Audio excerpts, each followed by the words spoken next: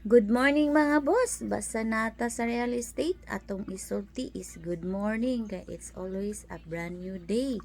So meaning if we say good morning, nakamatatag morning, so every gising is a blessing. O diba, nindot ka ipaminawo no? Nga nakamatatag buntag. So for today's topic mga boss, atong i-explain ang what is pre-selling kay daghan kay mga tanan no sa jud ni pre-selling. So ang uban kabalo na unsay pre-selling kay since mga investors na sila, so kani siya nga topic para lang ni sa katong na mga plano, mga first time buyer or first time mag-invest. So kaning pre-selling mga boss kay mo ni siya ang project nga the developer sell it advance to the market. So pero nana na siya ikuan mga boss license to sell ang ilang project nga gi-offer nila as pre-sellings nga pagbaligya.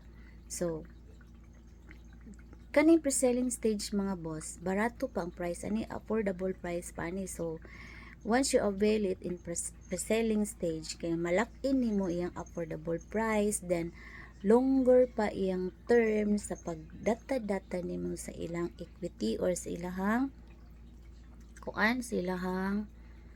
down payment. Let's say mas stretch pa siya into 36 months or 40 months depende sa developer unsay timetable nila mahuman ilang project. So while nagdata ka sa imuhang equity mga boss, kay since you avail it in a pre-selling stage, so si developer naginahinay na po na siya develop sa iyang location. So naginahinay na ni siya butang dag mga structures, nagtrabaho na sila sa location nila.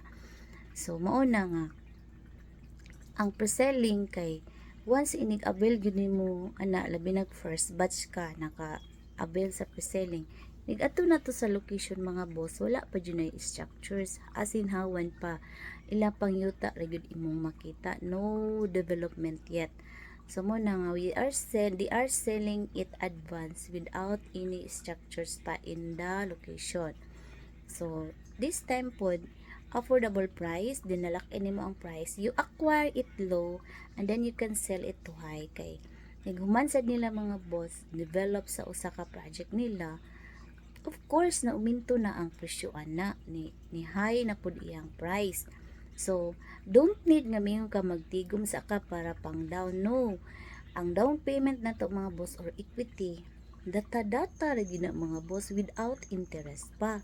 So kung ikaw magtigom pa ka, dili lang sa ka mo-avail kay magtigom pa ka, nig-abot sa panahon nga human na kagtigom, let's say nagtigom ka for 3 years, then in 3 years mo-message na kagbalik sa imong agent nga makuha na kagbalay, di na gyud na siya ikalimod mga boss, ni increase na gyud ang price ana. So ang imong gitigom kuwangon ra gyapon na arkansiyon ra gyapon ka, kay sa una nang ta kay chance nga barato pa ni, kay dili man gyud ka magtigom pa kay ganahan kag dili kag utang, okay ra jud ning utang ina ni mga boss kay good debt man ni siya. So data-data nga way interest, pero nindot man ang imong utang kay real estate man. So don't need jud ta magtigom mga boss, mangutang jud ta data-data, basta safe lang jud nga utangon with license to sell nga pre-selling, kani i-avail jud na to mga boss kay dako jud kay kaginansya diri once you sell it, once nga ma RFO na ang unit nga imuhang paliton mga boss.